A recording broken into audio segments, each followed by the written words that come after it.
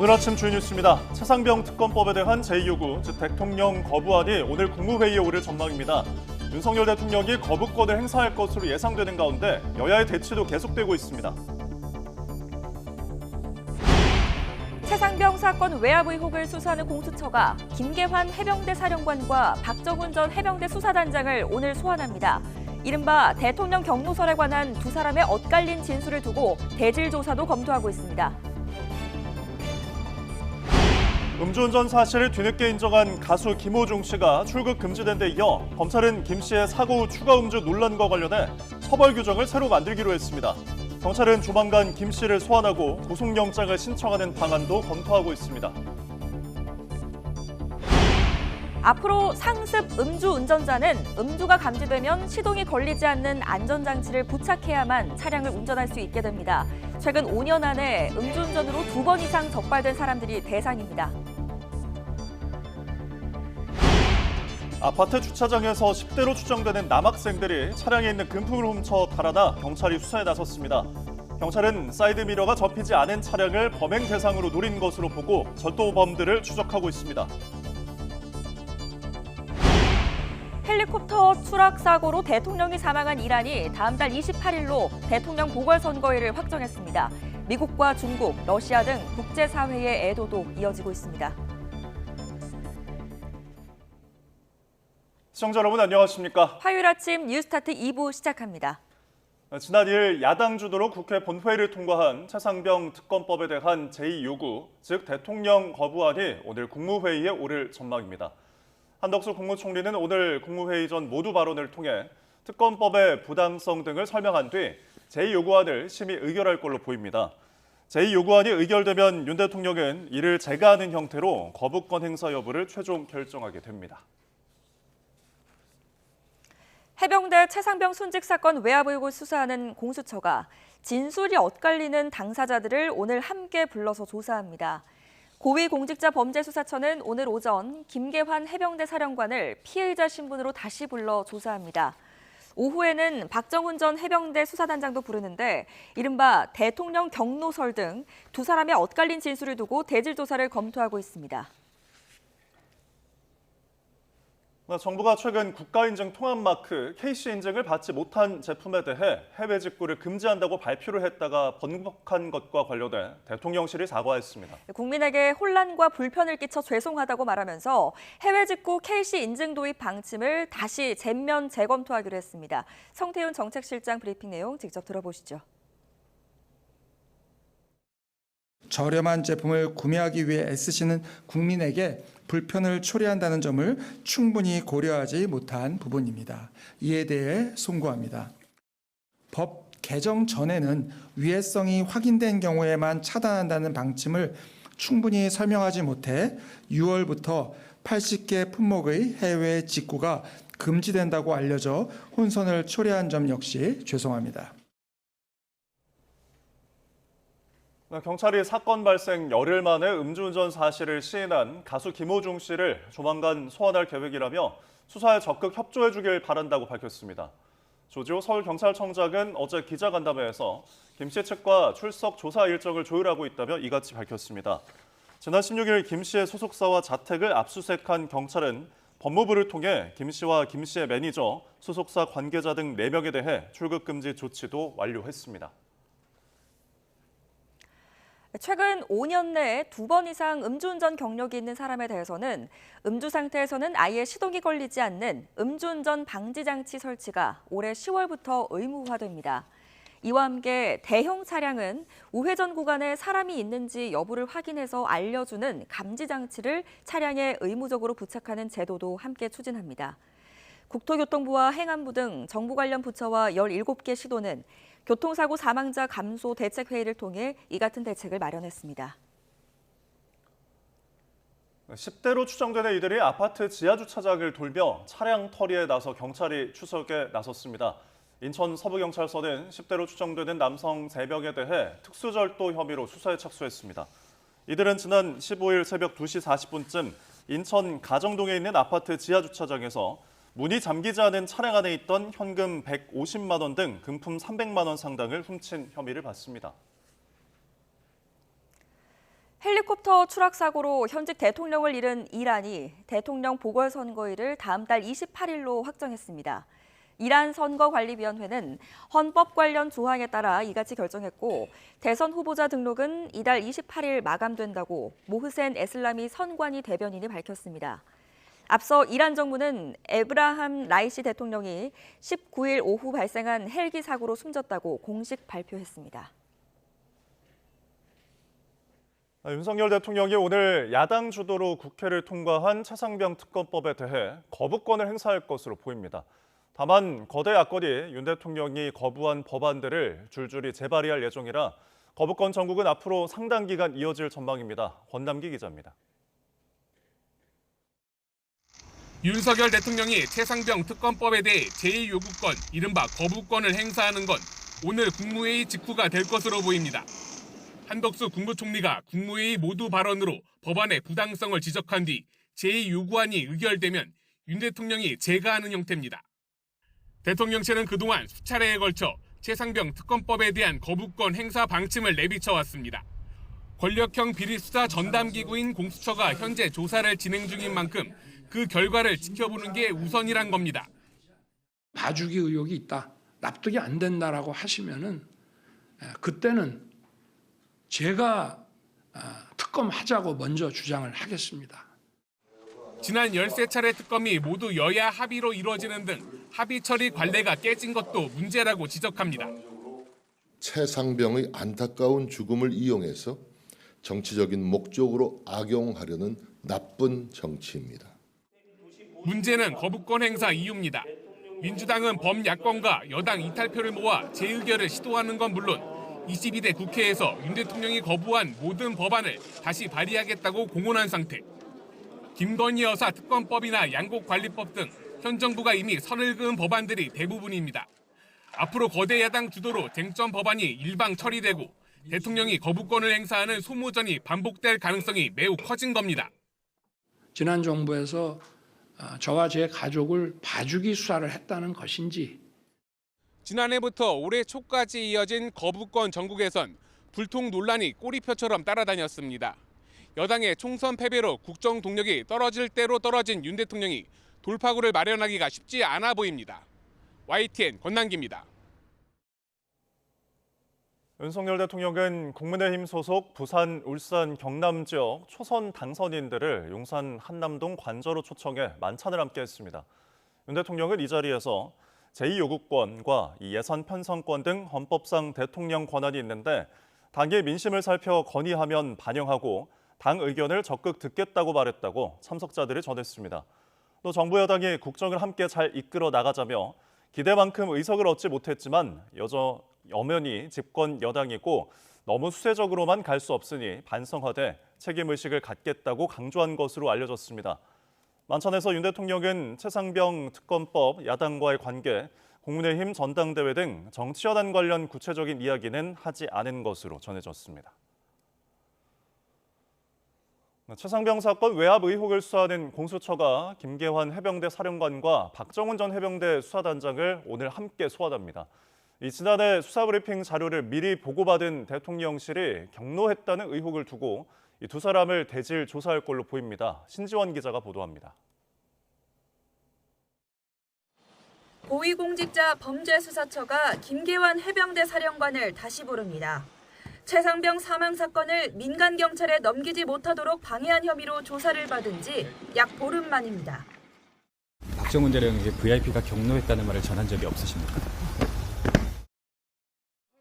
공수처는 수사 외압 의혹을 제기한 박정훈 전 해병대 수사단장도 함께 소환합니다. 박 전 단장은 지난해 7월 최상병 사건 언론 브리핑이 취소된 것과 관련해 김 사령관으로부터 VIP, 즉 대통령이 경로하며 장관과 통화한 뒤 이렇게 됐다는 말을 들었다고 주장하고 있습니다. 반면 김 사령관은 그런 말을 한 적이 없다는 입장입니다. 이른바 VIP 경로설에 관한 진술이 엇갈리면서 공수처는 두 사람을 대질 조사하는 방안을 검토하고 있습니다. 대질 조사가 이뤄진다면 업무상 과실치사 혐의를 임성근 전 사단장 등 8명에게 적용하려다 최종 2명으로 축소된 경위도 조사할 것으로 보입니다. 김 사령관이 피혐의자 명단에서 사 단장은 빼라는 취지의 입장을 박 전 단장에게 전했는지를 두고도 입장이 분분하기 때문입니다. 두 사람의 진술이 엇갈리는 대목마다 이종섭 전 국방부 장관이 개입된 만큼 공수처는 대질 조사 결과에 따라 이 전 장관에 대한 소환 조사를 검토할 전망입니다. 이 전 장관 측은 수사와 이첩 과정에서 조치 의견이 달랐을 뿐 외압은 없었다며 관련 재판과 조사 과정에 성실히 임하겠다고 밝혔습니다. YTN 신지원입니다. 경찰이 사건 발생 열흘 만에 음주운전 사실을 시인한 가수 김호중 씨를 조만간 소환할 계획이라며 수사에 적극 협조해 주길 바란다고 밝혔습니다. 조지호 서울경찰청장은 어제 열린 기자간담회에서 김 씨 측과 출석 조사 일정을 조율하고 있다며 이같이 밝혔습니다. 경찰은 김 씨와 함께 자리에 있었던 것으로 알려진 유명 가수와 개그맨 등에 대해서도 최근 전화로 참고인 조사를 했다며 필요하다면 출석 조사도 진행할 계획이라고 설명했습니다. 지난 16일 김 씨의 소속사와 자택을 압수수색한 경찰은 법무부를 통해 김 씨와 김 씨의 매니저, 소속사 관계자 등 4명에 대해 출국 금지 조치도 완료했습니다.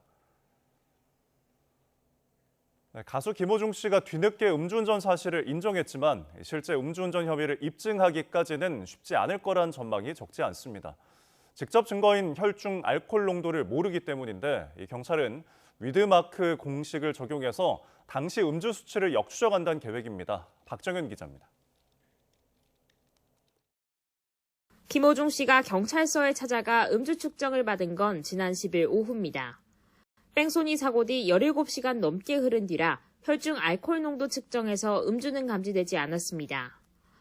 현재 경찰은 김 씨의 음주운전을 입증할 결정적인 직접 증거는 확보하지 못한 것으로 알려졌습니다. 김 씨가 입장을 바꿔 음주운전을 시인했음에도 실제 법정에서 혐의가 인정될 수 있을지 여전히 미지수인 이유입니다. 현행법은 운전자의 혈중 알코올 농도가 0.03% 이상으로 확인돼야 음주운전 혐의를 적용하고 있습니다. 국립과학수사연구원이 소변검사를 통해 사고 전 음주 상태로 추정된다는 소견을 내놨지만 이 역시 음주 여부만 알 수 있을 뿐 정확한 음주량은 확인할 수 없습니다. 결국 혐의 입증을 위해선 사고 당시 혈중 알코올 농도를 역추산하는 위드마크 공식이 유일한 선택지인 셈인데 법조계에선 회의적 시각도 적지 않습니다. 위드마크 공식은 운전자가 술을 마시기 시작한 시점과 정확한 음주량 등을 바탕으로 계산하는데 김 씨 사건의 경우 본인과 목격자 진술 등에 의존할 수밖에 없기 때문입니다. 실제 지난 2016년 음주 뺑소니 사고를 낸 뒤 9시간 만에 나타난 방송인 이창명 씨 역시 위드마크 공식을 적용해 기소까지 이뤄졌지만 법원은 무죄로 판단했습니다. 술의 양이나 음주 속도 등이 정확하지 않아 당시 혈중 알코올 농도가 음주운전 입건 기준에 해당하는지 충분히 증명되지 않았다는 이유였습니다. 피고인에게 유리하게 적용하다 보니까 인정되더라도 정확한 수치는 피고인에게 유리하게 증거 불충분으로 무죄 판단 나오는 경우 많습니다. 특히 김 씨 측이 추 조사 과정에서 음주량을 두고 방어적 입장을 유지할 경우 음주운전 혐의 입증을 두고 경찰과 김 씨 측의 팽팽한 신경전이 이어질 전망입니다. YTN 박정현입니다.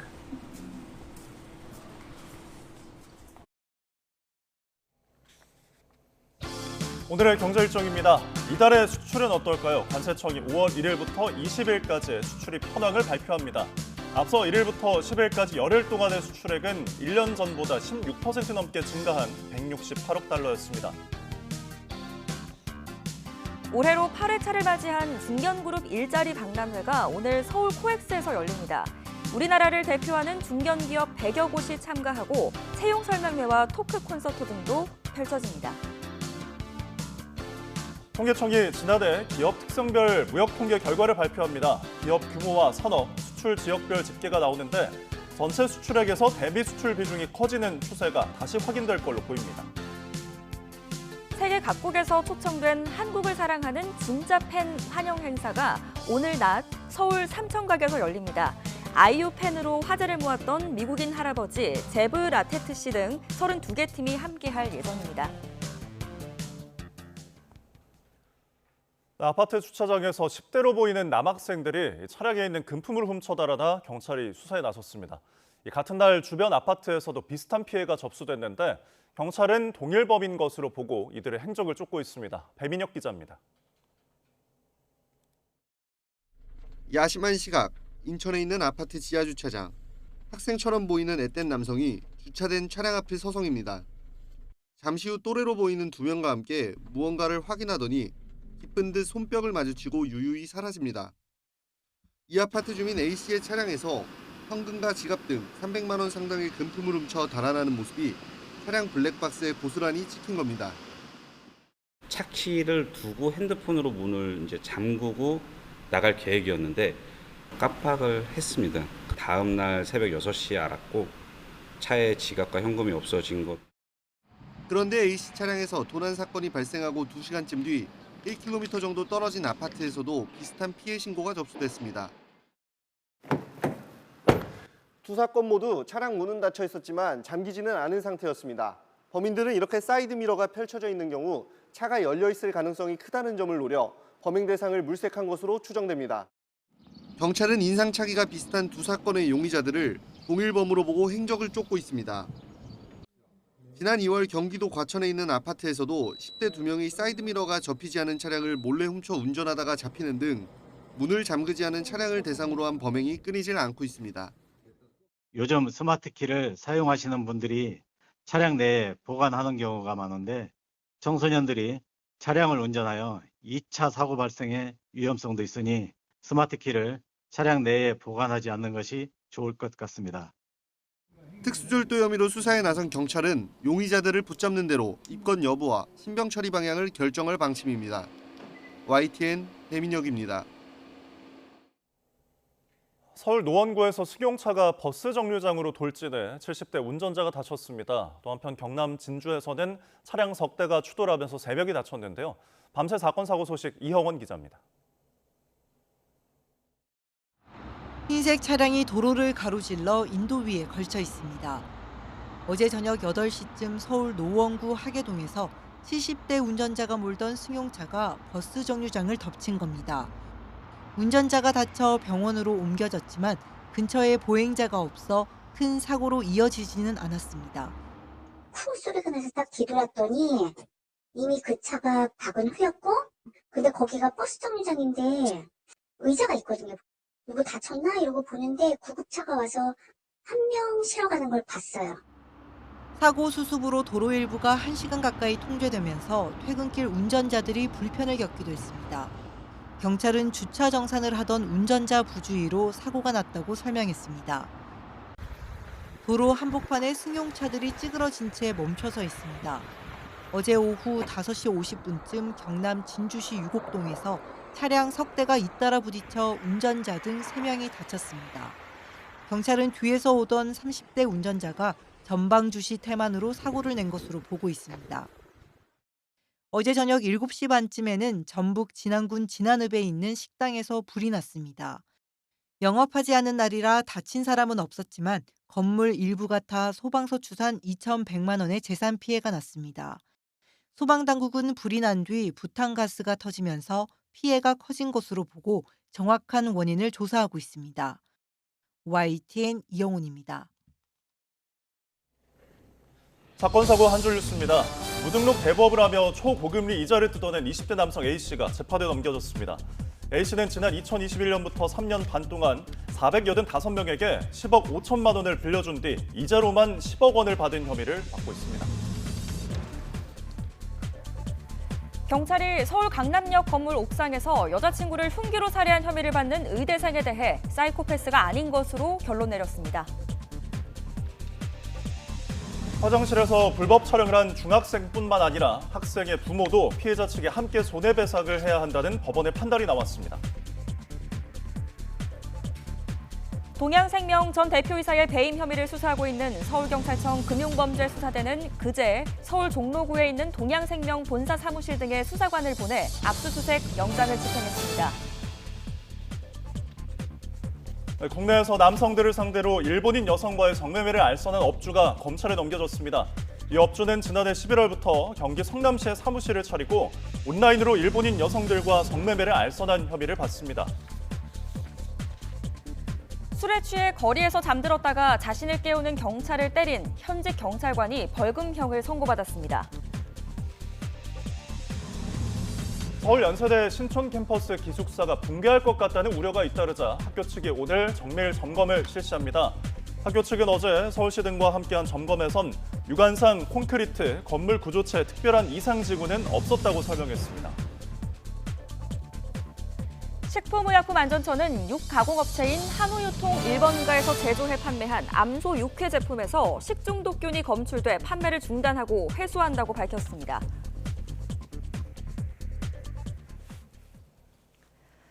준공을 앞둔 아파트에서 한밤에 비상계단을 깎아내는 일이 벌어졌습니다. 건축법상 필요한 층 높이를 맞추지 못한 건데 입주 예정자들은 시공사가 부실 공사를 감추려 한다고 불안해하고 있습니다. 김근우 기자가 현장 다녀왔습니다. 준공을 열흘 앞둔 300세대 아파트 단지입니다. 비상계단이 폭격을 맞은 것처럼 부서졌습니다. 콘크리트가 통째로 뜯겨 나가면서 계단 바닥은 한눈에 보기에도 얇습니다. 공사 현장입니다. 다 만들었던 계단을 급하게 부수면서 이렇게 철근과 시멘트까지 훤히 드러났습니다. 건축법상 비상계단 층 높이는 2.1m를 넘어야 합니다. 하지만 계단 일부가 기준을 충족하지 못하자 시공사가 급하게 깎아낸 겁니다. 입주 예정자들은 시공사가 자신들과 협의 없이 한밤중에 작업한 건 부실 시공을 감추기 위해서라고 주장합니다. 그러면서 벽이 휘거나 주차장에 균열이 생기는 등 아파트 곳곳에서 부실 시공 흔적이 발견됐다고 지적합니다. 보수가 되고 안전하다는 입증이 끝났을 때, 그리고 제일 중요한 건 도면을 공개해서 도면하고 정확하게 일치하게 건물이 지어졌는지 그거를 정확하게 밝혀주셔야 될 것 같습니다. 시공사 측은 부실 시공 의혹을 부인했습니다. 아직 공사 중인 만큼 시공사가 임의로 보수 작업을 할 수 있고 안전상 문제가 없어 담당 구청에 보고한 뒤 적법하게 처리했다고 밝혔습니다. 자재값과 인건비가 오르면서 전국 곳곳에서 아파트 부실 시공을 둔 분쟁이 이어지는 가운데 입주 예정자들의 속만 타들어가고 있습니다. YTN 김근우입니다. 충남 보령 대천항에 정박 중인 어선에서 수산물 보관 창고인 어창을 청소하던 작업자 3명이 갑자기 의식을 잃고 쓰러졌습니다. 구조에 나선 해경대원들도 이상 증세를 보여 병원 치료를 받았는데요. 해경과 소방은 이들이 부패한 수산물에서 나온 유해가스를 마셔 사고를 당한 것으로 추정하고 있습니다. 양동훈 기자입니다.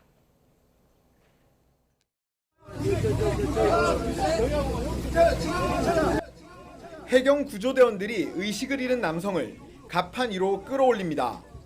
구조 작업에 나섰던 해경대원도 밖으로 나오자마자 몸을 가누지 못한 채 쓰러지고 주변에서는 쉴 새 없이 응급처치가 이어집니다.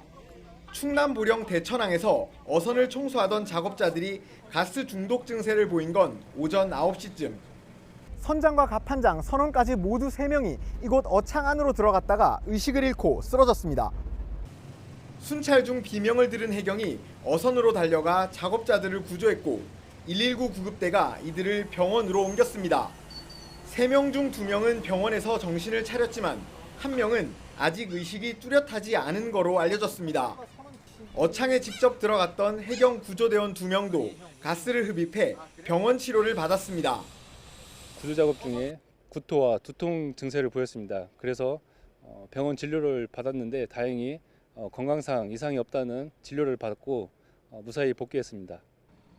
해경과 소방은 장기간 어창 안에 방치된 수산물에서 가스가 발생한 거로 보고 있습니다. 꽃게랑 어양물 부산물 좀 들어가 있어요. 그 어창에 있던 건 언제부터 있던 거예요? 지난 12일 날이요. 한 8일 동안 한 일주일 넘게 쉬었죠. 전문가들은 암모니아나 황화수소 등 부패한 수산물이 배출하는 유해가스를 많이 흡입하면 질식해 목숨을 잃을 수 있다며 주의를 당부했습니다. 요즘 날씨가 계속 더워지고 있기 때문에 물고기가 제장 창고에서 부패될 수 있기 때문에 환기를 철저히 하고 작업에 임하는 것이 좋겠습니다. 또 밀폐된 공간에 들어가기 전에는 유해가스 농도 측정기로 반드시 안전 여부를 확인해야만 사고를 피할 수 있다고 강조했습니다. YTN 양동훈입니다. 네, 오늘은 전국이 대체로 맑은 가운데 서쪽 지방을 중심으로 기온이 크게 오르겠습니다. 반면 동해안 지역은 동풍이 불며 낮에도 선선하겠는데요. 자세한 날씨 알아보겠습니다. 신미림 캐스터. 네, 기상센터입니다. 네, 어제는 남부지방이 한여름처럼 더웠는데 오늘은 어떤가요? 네, 오늘은 서울 등 서쪽 지방을 중심으로 여름 더위가 나타나겠습니다. 오늘 서울의 한낮 기온 28도로 어제보다 5도나 높겠는데요. 반면 동풍이 불어드는 동해안 지방은 포항이 19도에 머무는 등 한낮에도 선선함이 감돌겠습니다. 자세한 지역별 기온부터 살펴보면 현재 서울 기온은 16.3도, 대전은 16.5도, 대구는 15.5도로 출발하고 있습니다. 한낮에는 기온이 크게 올라서 일교차가 10도 이상 크게 벌어지겠는데요. 오늘 서울과 대전의 한낮 기온은 28도, 전주는 29도까지 올라서 예년 이맘때 기온을 2, 3도가량이나 크게 웃돌겠고요. 동풍이 불어드는 동해안 지역은 강릉이 22도, 울산은 20도에 머물면서 선선하겠습니다. 네, 어제 중부지방은 하늘빛이 흐렸는데 오늘은 다시 맑아진다고요? 네, 오늘은 전국적으로 쾌청한 하늘이 함께하겠는데요. 다만 오전까지 중부 서해안과 충청, 전북에는 안개가 짙게 끼겠고요. 이슬비가 내리는 곳도 있겠습니다. 안개는 기온이 오르면서 점차 사라지겠고 낮 동안에는 대체로 맑은 하늘이 함께하겠습니다. 다만 맑은 하늘에 강한 볕이 내리쬐며 자외선 지수가 높게 치솟겠습니다. 자외선 차단제를 2-3시간마다 꼼꼼히 덧발라 주셔야겠고요. 한낮 장시간의 야외 활동은 조금 자제하시는 게 좋겠습니다. 네, 이번 주 날씨도 궁금한데 어떻습니까?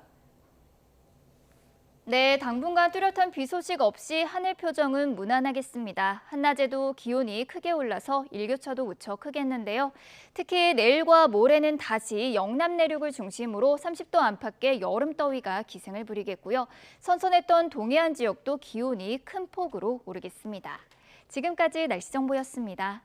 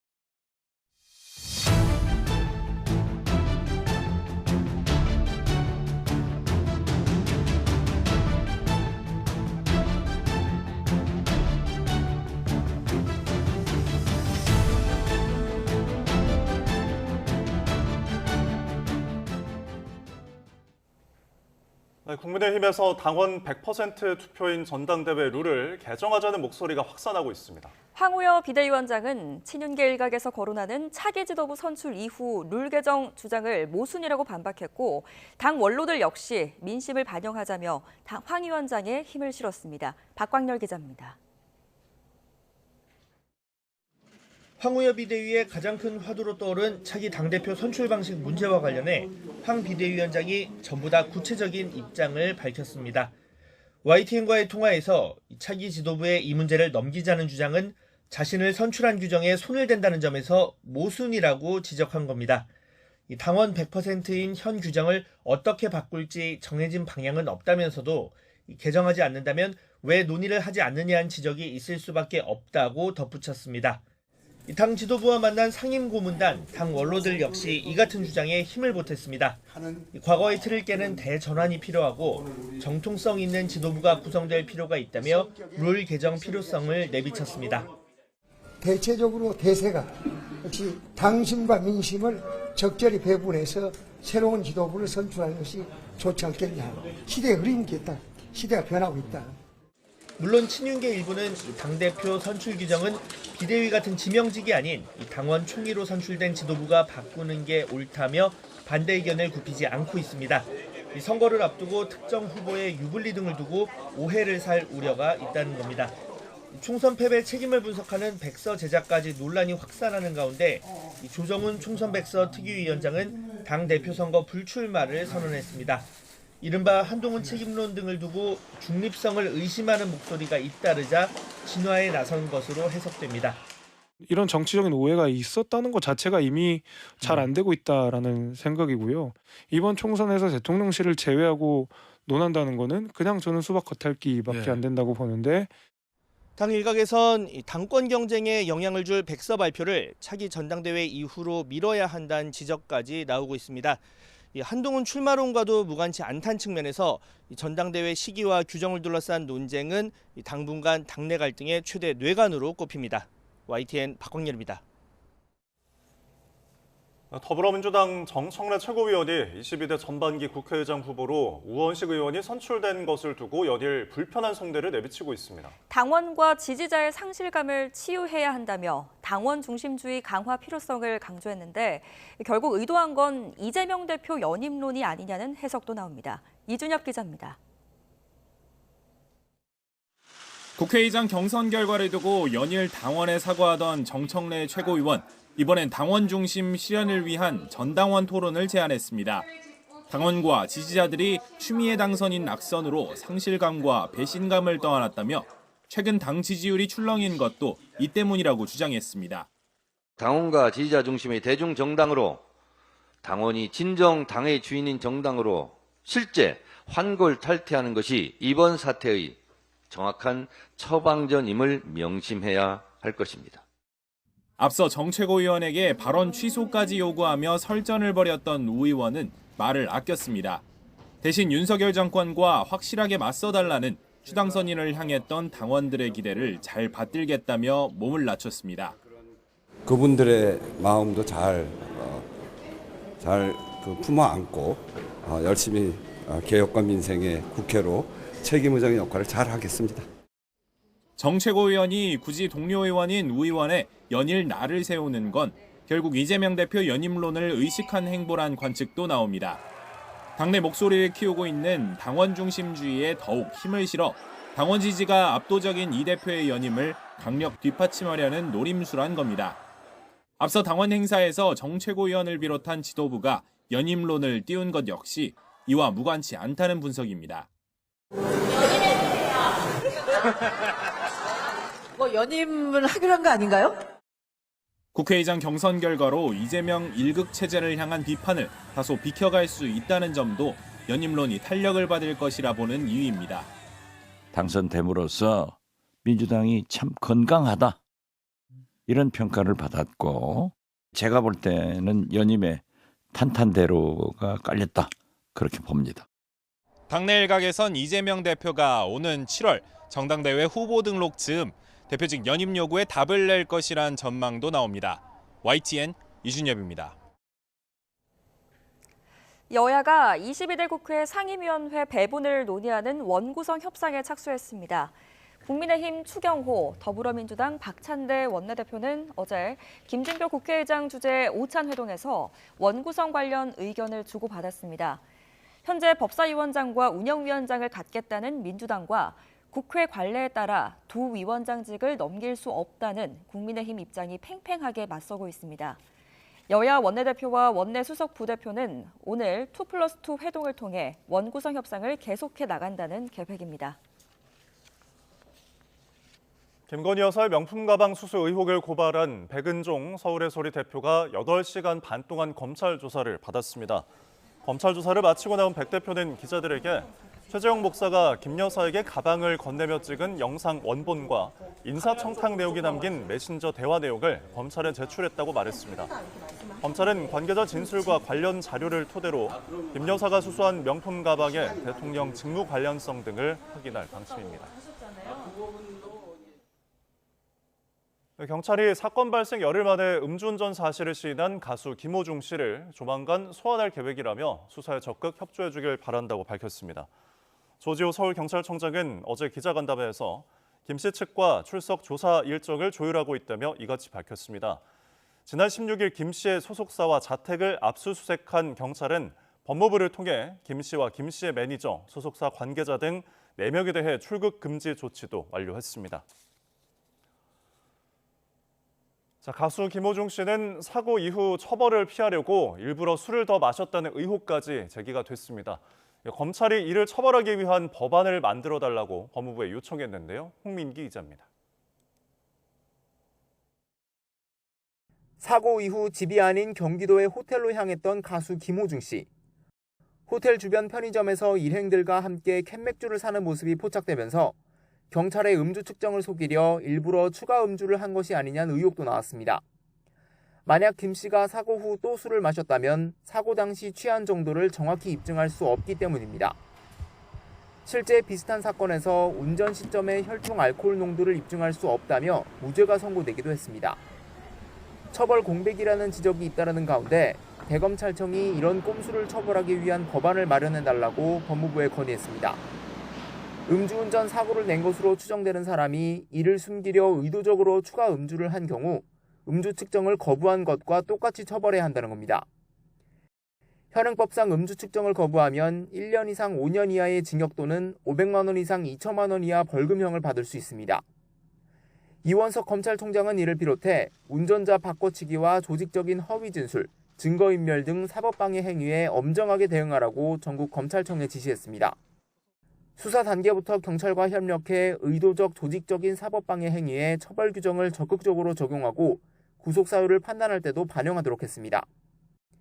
또 재판에서도 가중처벌 요소로 구형에 반영하고 형량이 적게 나오면 적극적으로 상소하라고 덧붙였습니다. YTN 홍민기입니다. 네, 음주운전 사건이 끊이지 않자 정부가 상습 음주운전을 근절하기 위한 대책을 내놨습니다. 스스로 음주 측정을 해야만 차를 움직일 수 있는 장치를 달도록 했는데요. 화면으로 함께 보시죠. 자, 음주운전 얼마나 심각한지 먼저 알아보겠습니다. 지난해 음주운전 사망자 수는 159명. 이전보다는 소폭 줄었지만 여전히 많습니다.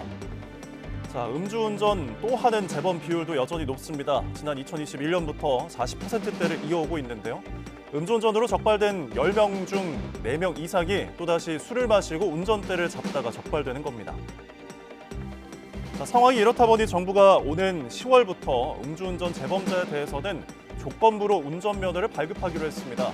최근 5년 안에 음주운전으로 2번 이상 적발된 사람들은 이 차량에 음주운전 방지 장치를 설치해야만 운전할 수가 있습니다. 자, 이 방지 장치의 핵심은 운전자가 운전을 하기 전에 직접 호흡을 측정해야만 차에 시동이 걸리는데요. 혈중 알코올 농도가 기준치 이상으로 검출되면 시동이 걸리지 않습니다. 방지 장치 기기와 설치 비용 약 200에서 300만 원 정도인데 모두 운전자가 부담합니다. 만약 이 장치를 설치하지 않고 운전을 하면 면허 취소는 물론이고 징역 1년 이하 또는 300만 원 이하의 벌금 등의 처벌을 받게 되는데 이는 무면허 운전 적발대와 같습니다. 음주운전 방지 장치는 미국이나 캐나다, 유럽 등에서도 사용하고 있는데요. 대표적인 게 시동을 걸기 전 얼굴을 인식하는 장치입니다. 이 장치에는 주행 중에도 여러 차례 운전자의 얼굴을 인식해서 분석하는 기능도 있습니다. 정부는 오는 10월 도로교통법 개정 시행 전까지 음주운전 재범자와 동승자가 운전자 바꿔치기를 하는 것을 막는 세부 방안까지 준비하고 있습니다.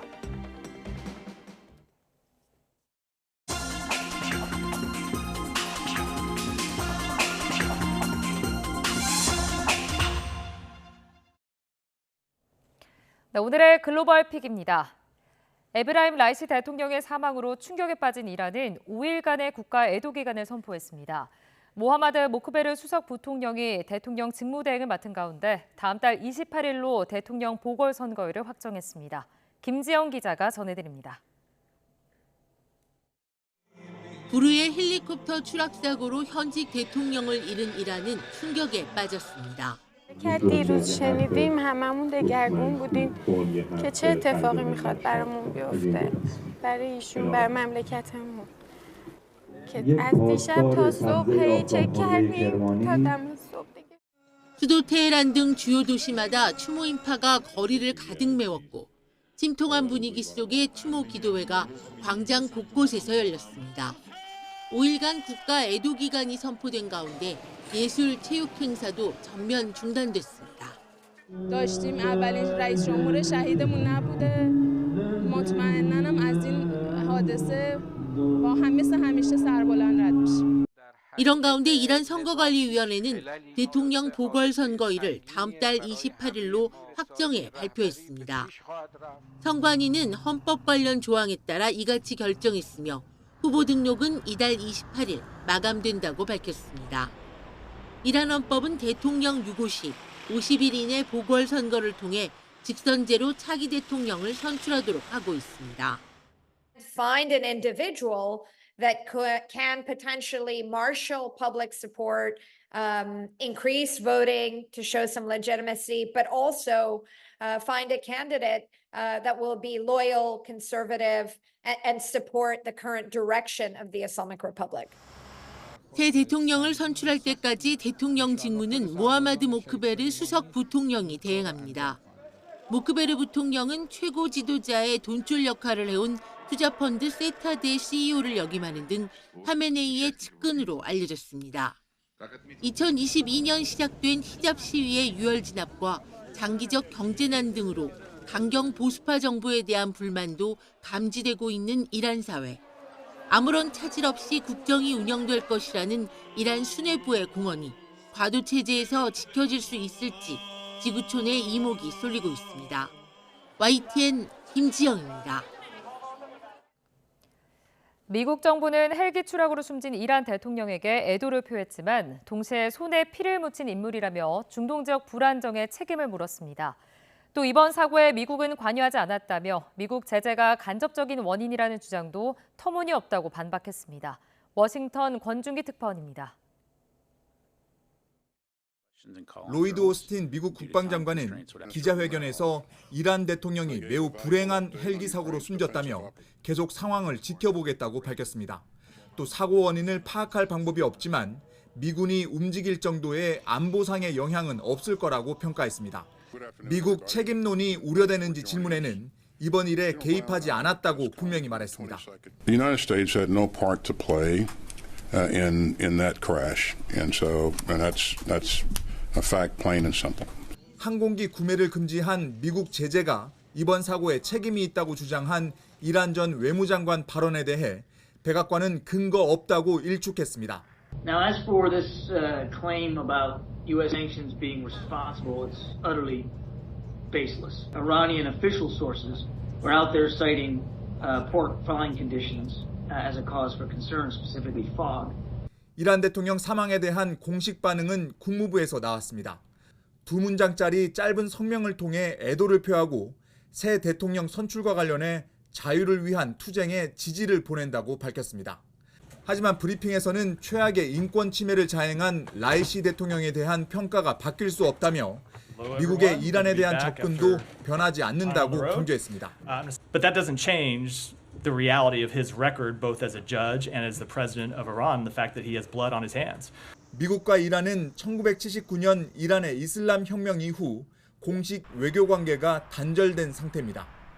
백악관은 라이시 이란 대통령 장례식에 조문단을 보낼지 질문에는 지금 발표할 내용이 없다고만 답했습니다.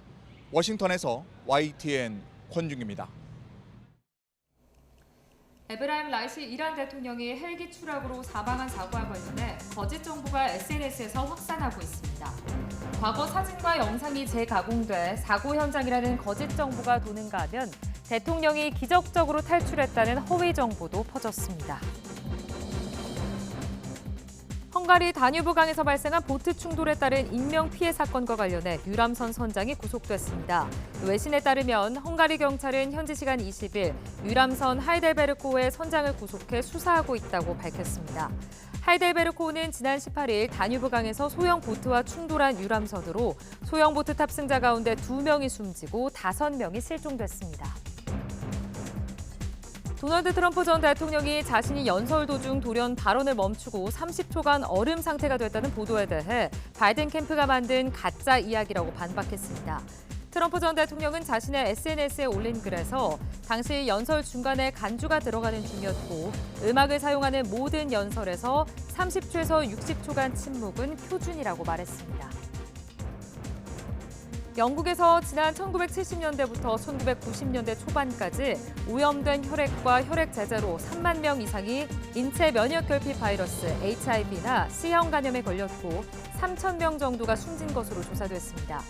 영국 오염 혈액 조사위원회는 현지 시간 20일 최종 보고서를 발표해 정부가 많은 환자를 치명적인 감염에 노출시키고 수십 년 동안 진실을 숨겼다고 밝혔습니다. 정부 기밀을 폭로하는 위키리스크 설립자 줄리언 어산지가 미국 송환을 일단 피했습니다. 영국 고등법원은 현지 시간 20일 어산지가 영국 정부의 미국 인도 명령에 항고를 청구한 사건에서 어산지의 손을 들어줬습니다. 재판부는 미국이 자료를 제출했지만 법원의 요구사항과 관련해 충분히 소명하지는 못했다며 어산지가 미국 인도 명령에 맞서 소송하는 걸 허용한다고 밝혔습니다. 무함마드 빈 살만 사우디아라비아 왕세자가 일본 방문을 연기했습니다. 일본 정부 대변인인 하야시 요시마사 관방장관은 사우디아라비아 측으로부터 어젯밤 구강 건강 상태를 고려해 빈 살만 왕세자의 일본 방문을 연기할 수밖에 없다는 연락을 받았다고 밝혔습니다. 지금까지 글로벌 픽이었습니다.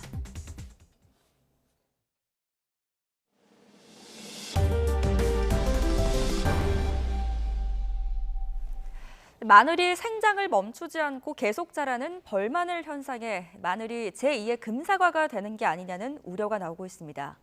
당장은 재고량이 많아서 가격에 영향을 주지 않고 있지만 생산량도 줄어들 전망이라 앞으로가 걱정입니다. 오동건 기자가 취재했습니다.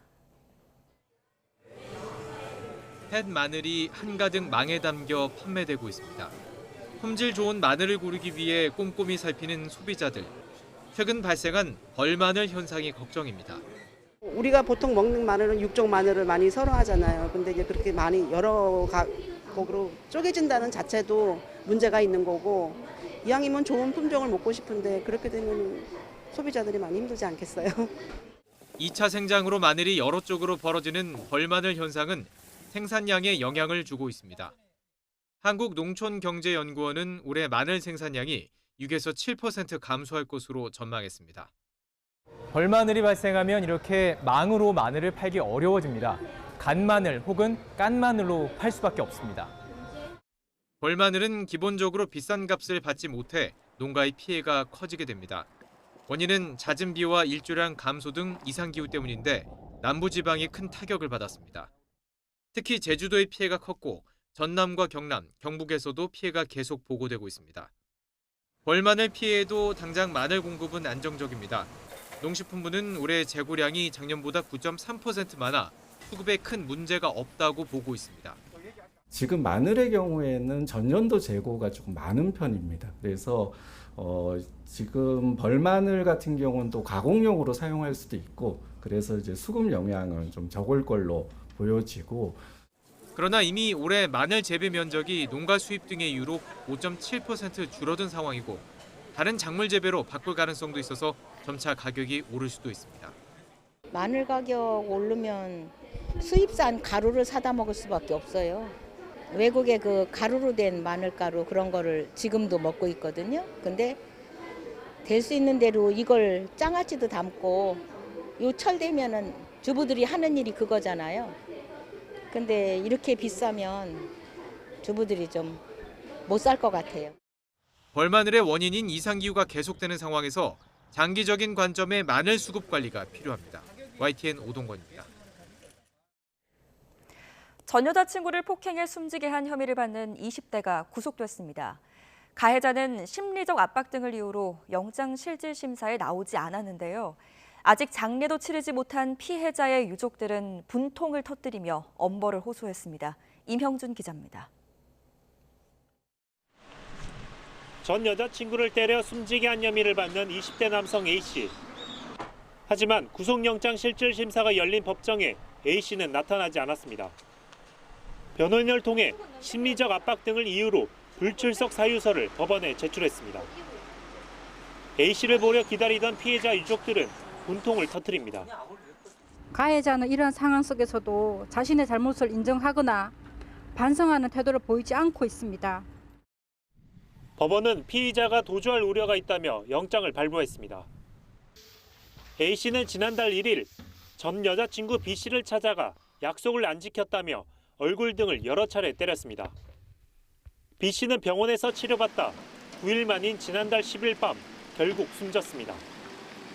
A씨는 경찰 조사에서 폭행 사실을 인정하면서도 자신 때문에 죽었는지 정확하게 모르겠다고 진술한 것으로 전해졌습니다. 경찰은 머리 손상에 의한 합병증으로 숨졌을 가능성이 크다는 국립과학수사연구원의 정밀검사 결과를 토대로 사전 구속영장을 신청했습니다.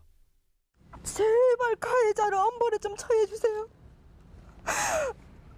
너무 가슴이 너무 아프고 저희 딸의 마지막 모습이 죽을 때까지 지워지지 않을 것 같고. 유족은 숨진 딸이 차디찬 영안실에 있는데 가해자는 반성하지 않고 있다며 엄벌을 거듭 호소했습니다. YTN 임영준입니다. 스페인과 포르투갈 밤하늘이 순식간에 녹색 불덩이로 뒤덮이는 장관이 펼쳐졌습니다. 밤하늘을 환하게 밝힌 초록불꽃의 정체는 바로 지구 상공을 날아가던 혜성의 파편, 유성으로 확인됐습니다. 김민경 기자입니다. 깜깜한 밤, 한적한 마을 위로 긴 꼬리를 그리며 파란 불덩이가 쏟아져 내립니다. 파란 불빛은 밤하늘을 강렬하게 장식한 뒤 초록빛으로 변해 마을 한켠으로 사라집니다. 마치 영화 속 한 장면 같은 현상은 그제 밤사이 스페인과 포르투갈에서 나타났습니다. 찰나를 밝힌 아름다운 영상과 목격담은 이내 소셜미디어 곳곳으로 올라오며 화제가 됐습니다. 워낙 크고 밝은 빛을 내뿜었던 탓에 지구 대기권으로 진입하다 마찰열에 의해 불타는 유성이 아닐까 하는 추측도 나왔습니다. 다 타지 않고 지표면까지 떨어질 경우 평생 한 번 볼까 말까 한 운석이 나올지도 모른다는 기대도 잇따랐습니다. 하지만 유럽 우주국 ESA가 혜성에서 떨어져 나온 파편, 유성으로 확인하면서 운석 발견의 가능성은 낮아졌습니다. 암석인 소행성과 달리 가스와 얼음 덩어리로 이루어진 혜성의 조각들은 거의 운석을 남기지 않기 때문입니다. 유성의 색깔은 유성의 속도와 성분에 따라 달라집니다. 속도가 느릴수록 붉은색을 띠고 빠를수록 에너지가 높은 파란빛을 띱니다. 니켈이나 마그네슘 같은 금속 성분이 많으면 녹색이나 푸른빛을 띠기도 합니다. 우주의 로또, 운석을 발견할 가능성은 낮아졌지만 밤하늘을 질주하는 불꽃이 선물한 찰나의 아름다움이 온라인 매체에서 널리 퍼지고 있습니다. YTN 김민경입니다. 새 사령탑을 찾는 데 애를 먹고 있는 대한축구협회가 다음 달 열리는 월드컵 예선도 임시 감독에게 맡기기로 했습니다. 시간에 쫓겨 부랴부랴 김도훈 전 울산 감독에게 2경기 지휘봉을 맡겼습니다. 이경재 기자입니다. 새로운 감독 선임은 난항이고 A매치는 점점 다가오고 대한축구협회가 다시 고육지책 카드를 꺼내들었습니다. 다음 달 6일과 11일에 열리는 월드컵 2차 예선 싱가포르와 중국전 2경기를 임시 감독 체제로 진행하기로 하고 김도훈 전 울산 감독을 사령탑에 선임했습니다. 김도훈 감독이 지도자로서 능력과 성과를 보여줬고 특히 싱가포르 리그에서의 우승 경험을 높이 샀다고 정혜성 전력강화위원장은 밝혔습니다. 하지만 당초 5월 초로 못 박았던 새 감독 선임 약속을 지키지 못한 대한축구협회가 임시 감독에게 맡긴 책임과 부담은 큽니다. 한국 축구를 위해서 제가 도움이 될 수 있다 이러면 조금이나마 도움을 주기 위해서 결정했고 지금은 시간이 좀 부족하지만 주어진 환경 속에 최선을 다하겠습니다. 대표팀이 사실상 월드컵 3차 예선을 확정했지만 진짜 중요한 최종 예선에서 톱수들을 받기 위해선 한 경기도 삐끗하면 안 되는 상황. 10년 전 19세 이하 대표팀 수석 코치 이후 대표팀 지도자 경력이 없고 4년 전에 K리그도 떠난 김도훈 임시감독이 시간도 없고 권한도 부족한 자리에서 개인의 능력으로 지도력을 발휘해야 하는 게 현실입니다. 결과적으로 본업인 올림픽팀이 파리에 못 가게 되면서 실패로 돌아간 황선홍 체제에 이어 대한축구협회 무능력으로 출범한 김도훈 체제가 축구대표팀의 미래에 어떤 결과를 가져오게 될지 우려가 큽니다. YTN 이경재입니다. 뉴스타트 3부 잠시 후에 이어집니다.